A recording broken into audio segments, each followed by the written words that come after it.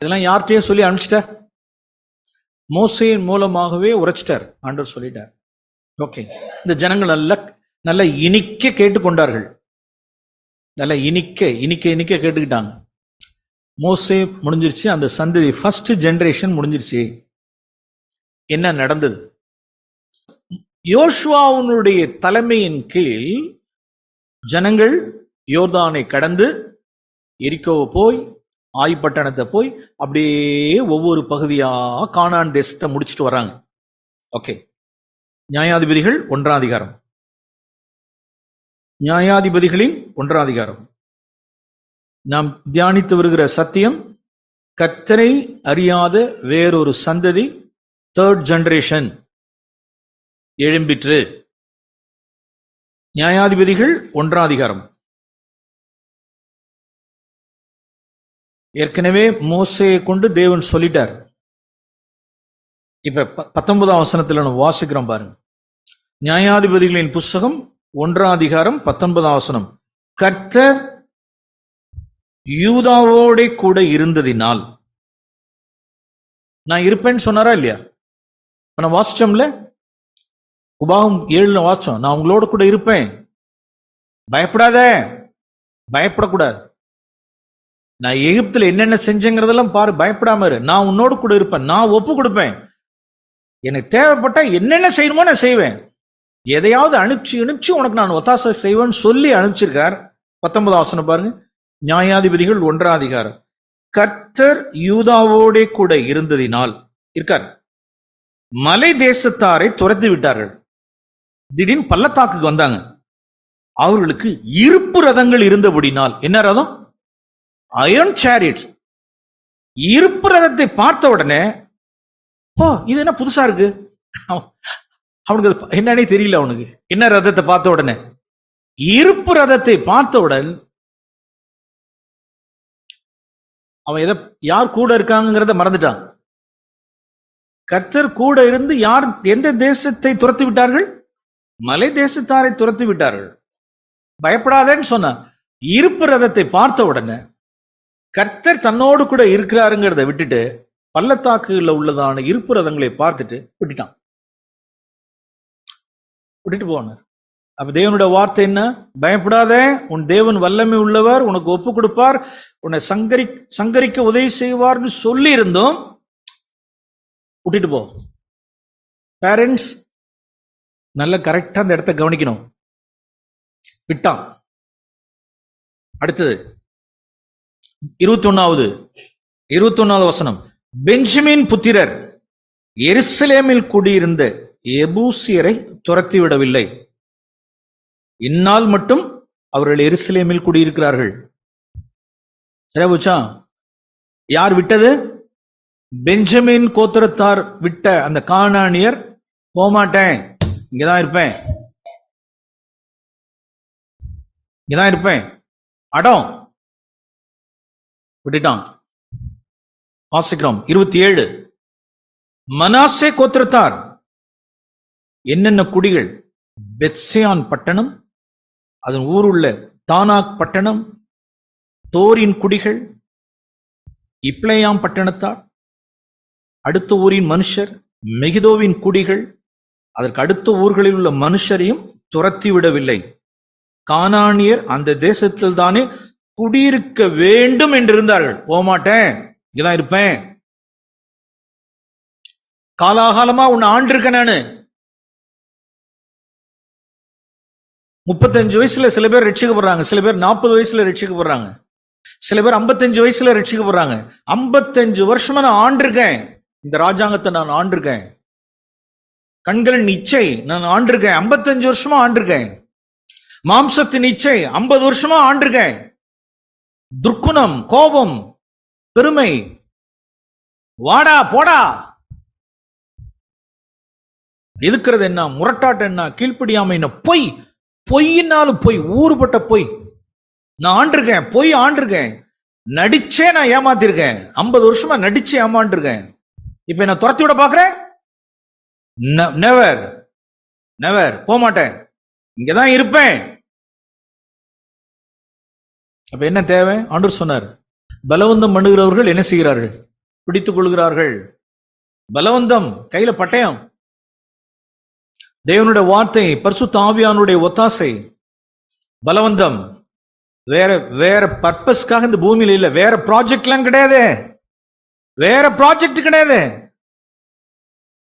இந்த பூமியில வேற ஒரு ப்ராஜெக்டுக்காக நம்ம இங்க இல்ல.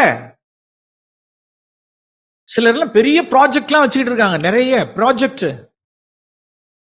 இதான் ப்ராஜெக்ட். அதை வாங்கணும், இதை வாங்கணும், இதை செய்யணும், அதை கட்டணும், இதை கட்டணும், ஓஹோன்னு இருக்கணும், அதை சேர்த்து வைக்கணும், இதை சேர்த்து வைக்கணும், அப்படி இருக்கணும், அப்படி இருக்கணும், ஓஹோன்னு இருக்கணும். Is your project?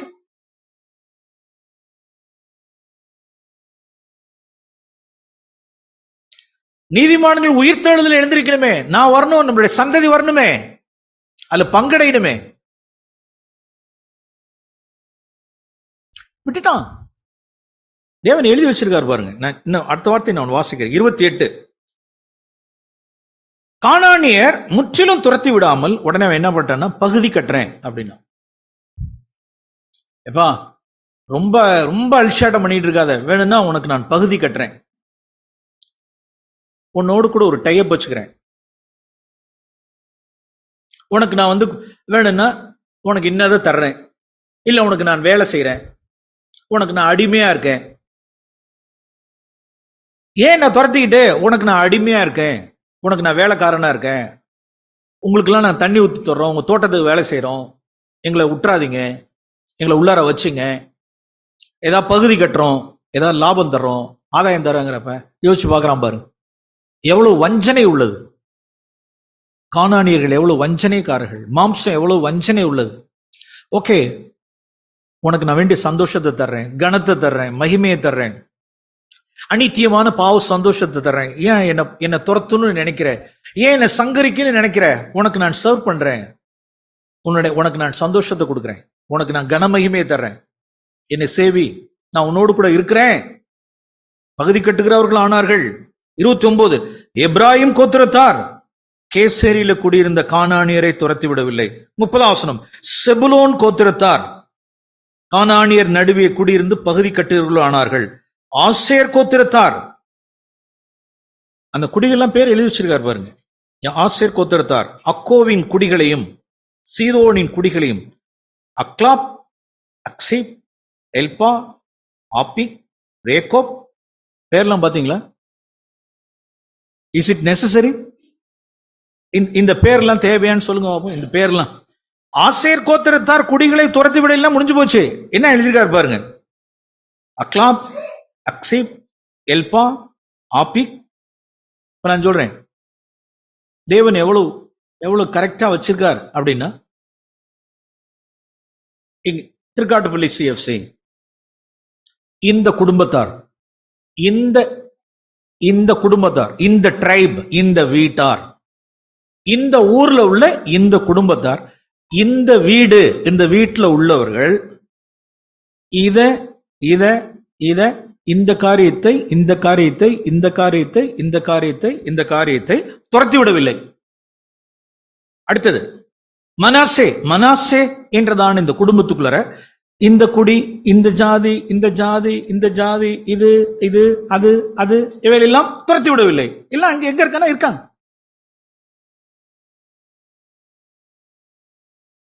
அப்படியே உள்ளார இருக்கு எல்லாமே. இந்த இது மத்தியில தான் அடுத்த ஜெனரேஷன் இருக்கு. துரத்தி இல்ல, தாய் தகப்பன் பண்றத துரத்தி விடாமல் இருக்கிறதான காரியத்தை தாய் தகப்பன் துரத்தி விடாம இருக்கிறத அடுத்த சந்ததி பார்த்துக்கிட்டு இருக்கு. இதெல்லாம் இருக்கு என் குடும்பத்துல, இதெல்லாம் இருக்கு, இதெல்லாம் இருக்கு, இந்த காரியம் இருக்கு, இந்த காரியம் இருக்கு. என்னன்னு அப்புறம் பார்ப்போம். நமக்கு அக்லாப், அக்சிப், எல்பா, ஆப்பிக், ரோக்கப்னா நமக்கு தெரியாது, அந்நிய பாஷை மாதிரி இருக்கு. அது என்னங்கிறத அப்புறம் பார்ப்போம். ஆனா தேவன் குறிச்சு வச்சிடறாரு, இவன் இன்ன குடிய துரத்துல, இவன் 90% துரத்திட்டு 10% வச்சுக்கிட்டான், இவன் 95% துரத்தி விட்டுட்டு 5% வச்சுக்கிட்டான். இந்த ஃபேமிலி 50%, 50% கானானியரை துரத்தி விட்டு மாம்சத்தை துரத்திட்டு 50% உள்ளார வச்சுக்கிட்டான். இவன் 75% வச்சிருக்கான். இவன் 50% வச்சிருக்கான், இவன் 95% வச்சிருக்கான். ஓகே, தேவன் உண்மை உள்ளவர். யாருக்கு நமக்கு தெரியாது, நமக்கு யாருக்குமே தெரியாது. வரையறை வச்சிருக்காரு பாரு. யார் யார் குடும்பத்துக்குள்ளாரெல்லாம் என்னென்னலாம் இன்னும் துரத்து விடக்கூடாத காரியங்கள் எல்லாம் இன்னும் உள்ளார உட்காந்துக்கிட்டு இருக்கு. என்ன மாய்மாலம் இருக்கு, என்ன பெருமை இருக்கு, என்ன பண ஆசை இருக்கு, எவ்வளவு உலகம் இருக்கு, எவ்வளவு ஜாதி ஜனம் இருக்கு, எவ்வளவு பொய் பித்தலாட்டம் இருக்கு, எவ்வளவு கோபம், எவ்வளவு சண்டை பித்தலாட்டம், ஒளிவு மறைவு, ரெண்டு இடத்துல கை வைக்கிறது, ரகசியமான ஒப்பந்தங்கள், ரகசியமான உடன்படிக்கைகள். God knows. மூப்பர்களுக்கு தெரியாம இருக்கலாம், மூப்பர்களுக்கு தெரியாம இருக்கலாம். யார் யார் என்னென்ன காரியங்கள் எல்லாம் செஞ்சிட்டு இருக்காங்க. பரலோகத்தினுடைய you are under God's eyes. கண்காணிப்பு கேமராவுக்கு அடியில் இருக்கும், தேவன் பார்த்துக்கிட்டே இருக்கிறார். நீ நீ இத காரியத்துல துரத்துல அவன் வீட்டுல இருக்கு. பாம்பு இதெல்லாம் உள்ளார விட்டுரும், வீட்டுல விட்டு துரத்தி விடாம வீட்டுல உட்காந்து சௌரியமா தூங்கிட்டு இருப்போம். 32ஆம் வசனம், ஆசேரின் தேசத்தினாய் குடிகள் கானாடின் நடுவிலே குடியிருந்தார்கள், அவர்களை ஒரு துரத்தி விடவில்லை. 33, நப்தலி கோத்திரத்தார் துரத்தி விடவில்லை, அவர்கள் பகுதி கட்டுகிறவர்களாக இருந்தார்கள். 35, எமோரியர் அவர்கள் துரத்தி விடவில்லை, அவர்கள் பகுதி கட்டுகிறவர்களாக இருந்தார்கள். ஓகே, இதெல்லாம் யாருடைய பீரியட்ல நடந்திருக்கணும் சொல்லுங்க. இதெல்லாம் யாருடைய பீரியட்ல போய் இதெல்லாம் நடந்துச்சு? இதெல்லாம் யார் லீடர்?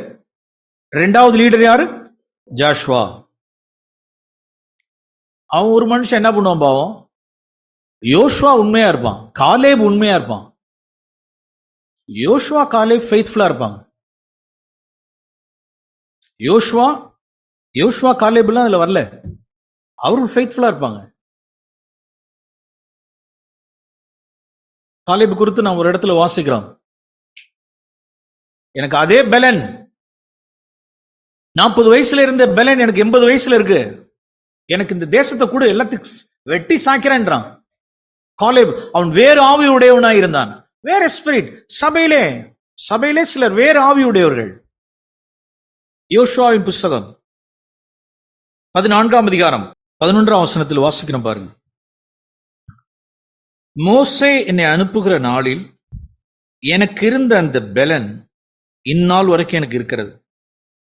யுத்தத்திற்கு போக்கும் வரத்துமா இருக்கிறதுக்கு அப்போது எனக்கு இருந்த பெலன் இப்போது எனக்கு இருக்கிறது. ஆகையால் கர்த்தர் அந்நாளிலே சொன்ன இந்த மலை நாட்டை எனக்கு தாரும். அங்கே ஏனாக்கியரும் அரணிப்பான பெரிய பட்டணங்களும் உண்டென்று நீர் அந்நாளில் கேள்விப்பட்டீரே. கர்த்தர் என்னோடு இருப்பார், ஆனால் கர்த்தர் சொன்னபடி அவர்களை துரத்தி விடுவேன் என்றான். அப்பொழுது யோசுவா எப்புனேயின் குமாரனாகிய காலேபை ஆசீர்வதித்து எப்ரோனை அவனுக்கு சுதந்திரமாக கொடுத்தான். கெனாசியனான எப்புனேயின் குமாரனாகிய காலேப் இஸ்ரவேலின் தேவனாகிய கர்த்தரை உத்தமமாய் பின்பற்றினபடியால் இந்நாள் மட்டும் இருக்கிறபடி எப்ரோன் அவனுக்கு சுதந்திரமாயிற்று. யுத்தம் ஓய்ந்ததினால் தேசம் அமைதலா இருந்தது. ஒரு மனுஷன் இல்ல, ஒரு மனுஷன் இல்லையா? பாருங்க பிரியமானவர்களே, இப்படிப்பட்ட வேறு ஆவி உடையவர்கள் நம்மளோட சர்ச்சுக்கு வேணும். வேறு ஆவி உடையவர்கள். யோசுவாவுக்கும் காலேப் வேறே ஆவி உடையவர்கள். 40 வயசுல இருந்தது, அதே ஸ்பிரிட் 80 வயசுல இருக்கு. ட்ராக் மாறல. ஆதியில் கொண்டிருந்த விசுவாசம், ஆதியில் கொண்டிருந்த நம்பிக்கை மாறல. சில பேரண்ட்ஸ் எல்லாம் மாறுறாங்க இன்னைக்கு, சில ஜெனரேஷன் மாறுது. அதனுடைய வீக்னஸ் பிள்ளைகளுக்கு நல்லா தெரியுது. டேடி மம்மி ஆதியில இருந்த விசுவாசம் இன்னைக்கு இல்ல, தளர்ந்துட்டாங்க. சபைக்கு வந்த அன்னைக்கு இருந்ததான டேடி மம்மியினுடைய ஃபெய்த் இன்னைக்கு இல்ல. சில்லனுக்கு தெரியும். சந்ததியே செவி கொடு. பிள்ளைகள் நம்மளை கவனிச்சுட்டு இருக்காங்க. எத்தனை வயசானாலும் இந்த வார்த்தை சொல்லணும். அன்னைக்கு நான் யுத்தத்துக்கு போக அறிந்தேன், இன்னைக்கு நான் யுத்தத்துக்கு போக அறிவேங்கிறான் ஒரு மனுஷன். கர்த்தர் என்னோடு கூட இருப்பார், ஆனால் நான் சொல்லியிருக்கேன் துரத்தி விடுவேன் என்றான், இப்பயும் துரத்தி விடுவேங்கிறான். ஹெப்ரோன் தேவன் கொடுத்தார், அவன் சுதந்திரமாக சுதந்திரித்துக் கொண்டான். மற்றவர்கள் இருந்துட்டு போட்டோம், இப்ப என்ன, இப்ப இருந்துட்டு போட்டோம், உலகம் இருந்துட்டு போட்டோம், பாவம் இருந்துட்டு போட்டோம், அப்படியே ரொம்ப எல்லாம் ஓவரா சீன் போடக்கூடாதுங்க. ஓவரெல்லாம் சீன் போடக்கூடாது. பைபிளே சொல்லியிருக்கு தெரியுமா? கொஞ்சம் கொஞ்சமா பிரதர் சொன்னா தெரியுமா? கொஞ்சம் கொஞ்சமா தான் அனுப்புவாரு. எங்கடி கொஞ்சம் கொஞ்சம்? 20 வருஷத்துக்கு முன்னால சொல்லிவிட்டு 20 வருஷமா உட்காந்துக்கிட்டு அதே 5% உட்காந்துக்கிட்டு இருந்தா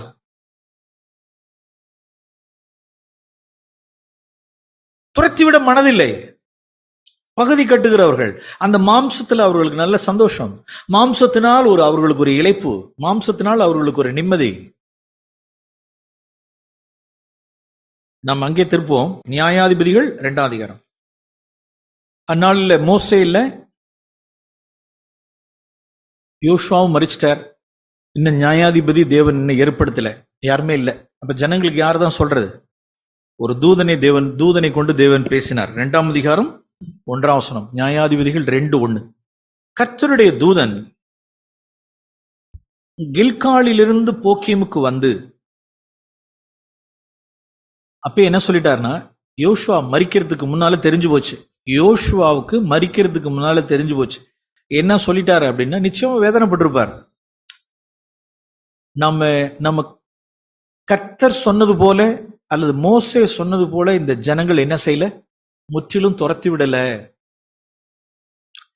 ஏதோ 70%, 80%, 50%, 60% சொல்லிட்டு தான் என்ன ஜனங்களை துரத்தி விட்டுருக்காங்க. சரி, நான் போய் சேர்ந்துருவேன், மிச்சம் மீதியை விட்டு விடாதீங்க, என்ன செஞ்சிருங்க, சங்கரிச்சிருங்க அப்படின்னு நான் நினைக்கிறேன். ஒரு துக்கத்தோடு அவன் சென்றிருப்பான். அவனுடைய பாரம். யோசுவாவின் புஸ்தகம் 23ஆம் அதிகாரம்.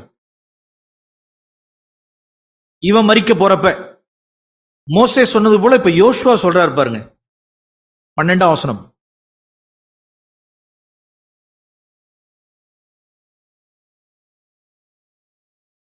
எவ்வளவு என்கரேஜ் பண்றாரு பாருங்க. 10ஆம் வசனத்திலிருந்து 23:10.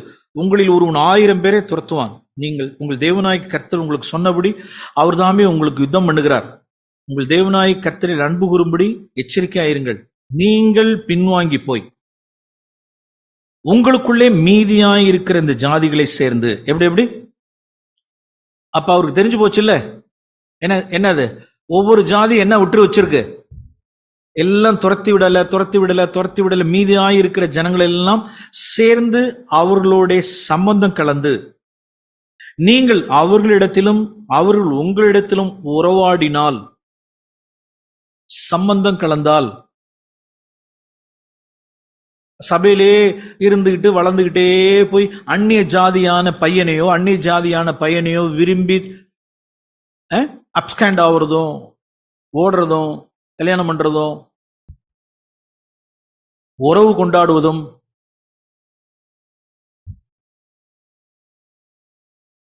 அவர்களுடைய சம்பந்தம் கலந்து, நீங்கள் அவர்களிடத்திலும் அவர்கள் உங்களிடத்திலும் உறவாடினால், உறவு, அவிசுவாசிகளோடு நல்ல உறவு, நல்ல டைப், நல்ல உடன்படிக்கை, ரட்சிக்கப்படாத ஜனங்களோடு கூட உழன்று பிறண்டுகிட்டே இருக்கிறது, ரட்சிக்கப்படாத ஜனங்களோடு கூட உறவு, சம்பந்தம், உறவு, ஃபெலோஷிப், ஐக்கியம். 13ஆம் வசனம், உங்கள் தேவனாகிய கர்த்தர் இனி இந்த ஜாதிகளை உங்களுக்கு முன்பாக என்ன செய்ய மாட்டார், துரத்தி விட மாட்டார். நல்லா கவனிச்சிங்களா? எப்ப நீ இந்த காரியத்தை செய்யல, அவர்களோடு கூட நீ டைப் பண்ற, உடன்படிக்கை பண்ற, அவர்களோடு நீ ஒன்னா ஆயிட்டேன்னு சொன்னா தேவன் என்ன செய்ய மாட்டார், இனி இந்த ஜாதிகளை உங்களுக்கு முன்பாக என்ன செய்ய மாட்டார், துரத்தி விட மாட்டாராம்.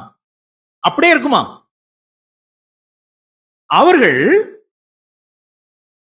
உங்கள் தேவனாய் கர்த்தர் உங்களுக்கு கொடுத்த இந்த நல்ல தேசத்திலிருந்து நீங்கள் அழிந்து போக மட்டும் அவர்கள் உங்களுக்கு என்னவா இருப்பார்கள்? 4 காரியம்: கண்ணி, வலை, விலாக்கு சவுக்கு, உன் கண்ணுக்கு முள்ளாய் இருப்பார்கள், நிச்சயமாய் அறியுங்கள் சொல்லிட்டு செத்துட்டார். யார் சொன்னது? இதை ஏற்கனவே உபாகமம் 7 மோசே சொன்னார். அவர்கள் உனக்கு என்னவா இருப்பார்கள்? கண்ணியா இருப்பார்கள். இப்ப யோசுவா 4 காரியத்தை சொல்றார். என்னன்னா, அவர் இருந்து சொல்றதுக்கும் இவர் தேசத்துல வந்து சொல்றதுக்கும் விஷயம் வேண்டாம். சவுக்கா இருப்பாங்க, உனக்கு முள்ளா இருப்பாங்க, உனக்கு கண்ணியா இருப்பாங்க, உனக்கு வளையா இருப்பாங்க, ஜாக்கிரதை, வேண்டாம், சங்கரிச்சிரு, ஒத்து போகாதே, நிர்மூலம் ஆக்கிடு, இல்லைன்னா உனக்கு கண்ணி. தெலீலால் சிம்சோனுக்கு கண்ணி, வலை, சவுக்கு, முள். உறவாடினான். ஒரு தேவனுடைய பிள்ளை, பரிசுத்த ஆவியை பெற்றவன், அவன் மேல் கர்த்தருடைய ஆவியானவர் இருந்தார். அவன் யாரோடு கூட உறவாடினான் என்றால், ஒரு பிலிஸ்திய ஸ்திரீயாகிய ஒரு வேசியோடு கூட, ஒரு தெலீலாளோடு கூட அவன் உறவாடினான். என்ன நடந்துச்சு? கண்ணி, வலை, முள், சவுக்கு, ஆவியை இழந்தான். சாலமோன் அந்நிய ஜாதிகளான ஸ்திரீகளோடு கலந்தான், உறவாடினான். கண்ணி, வலை, சவுக்கு, முள். ஓகே, இப்ப தூதன் இப்ப என்ன சொல்றாரு பாரு. ஃபர்ஸ்ட் யார்கிட்ட கேட்டோம்? ஃபர்ஸ்ட் லீடர் யார் சொன்னது? மோசே. ரெண்டாவது லீடர் யார் சொன்னது? இப்ப யோசுவா. இப்ப கர்த்தருடைய தூதன் சொல்றார். 2ஆம் அதிகாரம், நியாயாதிபதிகளின் புஸ்தகம் 2ஆம் அதிகாரம் பேசுறாரு பாருங்க. கர்த்தருடைய தூதன் கில்காலிலிருந்து போக்கேமுக்கு வந்து, நான் ஒரு காலம் உங்களுடன் உடன்படிக்கை நான் முறித்து போடுவதில்லை என்றும், நீங்கள் இந்த தேசத்தின் குடிகளோட உடன்படிக்கை பண்ணாமல் அவர்கள் பலிபீடங்களை இடித்துவிட கடவீர்கள் என்றும் சொன்னேன். ஆனாலும் என் சொல்லை கேளாதே போனீர்கள். ஏன் இப்படி செஞ்ச? தூதனை கொண்டு கேட்கிற கேள்வி, ஏன் இப்படி செஞ்சீங்க? therefore நான் அவர்களை உங்கள் முகத்திற்கு முன்பாக என்ன செய்வதில்லை? துரத்துவதில்லை என்றேன். அவர்கள் உங்களை நெருக்குவார்கள், முள்ளாயிருப்பார்கள், சவுக்காயிருப்பார்கள், அவர்கள் தேவர்கள் உங்களுக்கு கண்ணி ஆவார்கள் என்றார். யாரெல்லாம் சொன்னது? மோசே எச்சரித்தார். முதல் ஜெனரேஷன்ல, ஃபர்ஸ்ட் ஜெனரேஷன்ல எச்சரித்து அவர் போயிட்டார். பங்கிட்டு கொடுத்த யோசுவா 2வது ஜெனரேஷன்ல, 2வது தலைமுறையில அவர் சொல்லி அவர் மறித்துட்டார். 3வது ஜெனரேஷனுக்கு தூதன் சொல்றார், நான் துரத்தி விட மாட்டேன், எல்லாம் சம்பந்தம் கலந்துட்டீங்க, ஸ்பேர் பண்ணல, ஸ்பேர் பண்ணிட்டல, விட்டுட்டல, தப்பு விட்டுட்டல, இருந்துட்டு போட்டோம் விடு அப்படின்ட்டல்ல. இத்தனை வருஷம் பாம்பு வாத்தி பால் வாத்துட்டேன், இருந்துட்டு போட்டுன்னு விட்டுட்டல, இன்னமும் தொடர்ந்து பால் வாக்குறல்ல, உனக்கு துரத்தி விட மனதில் இல்ல, ஓகே, இனிமே நானும் ஒரு துரத்தி விட மாட்டேன். 4ஆம் வசனம், கர்த்தருடைய தூதன் இந்த வார்த்தைகளை சொல்லுகையில் ஜனங்கள் உரத்த சத்தமிட்டு அழுதார்கள். ஓகே, இப்ப 10ஆம் வசனம் வாசிப்போமா? அக்காலத்தில் இருந்த அந்த சந்ததியார் எல்லாரும் தங்கள் பிதாக்களுடன் சேர்க்கப்பட்ட பின்பு கர்த்தரையும் அவர் இஸ்ரவேலுக்காக செய்த கிரியையும் அறியாத வேறொரு சந்ததி அவர்களுக்கு பின் எழும்பிற்று. ஓகே, இப்ப இந்த சந்ததி இப்ப யாரோட இருக்குன்னு சொல்லுங்க பாபு. இந்த 3rd ஜெனரேஷன் யாரோட இருக்கு? இப்ப நீங்க தான் சொல்லணும். யார் விட்டு வச்சுட்டு போன பிதாக்கள் எதெல்லாம் துரத்தி விடாம வச்சுட்டு போனதுதான் யாருக்கு கண்ணி? பிள்ளைகளுக்கு கண்ணி, அடுத்த சந்ததிக்கு கண்ணி, சவுக்கு. நம்ம என்ன சொல்லுவோம்? இந்த பிள்ளைகளை சொல்லுவோம், நான் சொல்லுவா, ஏற்கனவே அந்த சந்ததிக்கு என்ன இருக்கு அப்படின்னா, மாம்சத்துல துர்க்குணம் இருக்கு ஒண்ணு. ஏற்கனவே உலகம் பொல்லாங்கனுக்குள் கிடக்கு. ஏற்கனவே உலகத்தை மோசம் போக்குகிற பிசாசு எவனை விழுங்கலான்னு சொல்லிட்டு வகை தேடி சுற்றி திரிகிறான். மாம்சம் ஏற்கனவே மோசம் போக்குகிற மாம்சத்தில் இருக்கிறார்கள். மோசம் போக்குகிற பிசாசு உலகத்தில் இருக்கிறான். பத்தாவதுக்கு இப்ப நாமளும் என்ன செஞ்சு வச்சுட்டு போறோம்?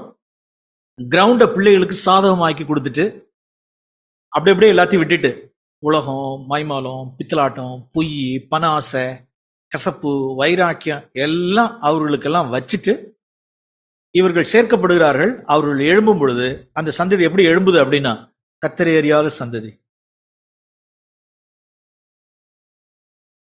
நிச்சயமாய் நாம் கணக்கு கொடுக்கணும். நாம் கணக்கு கொடுக்கணும். எதெல்லாம் துரத்தவில்லைங்கிறத பாருங்க.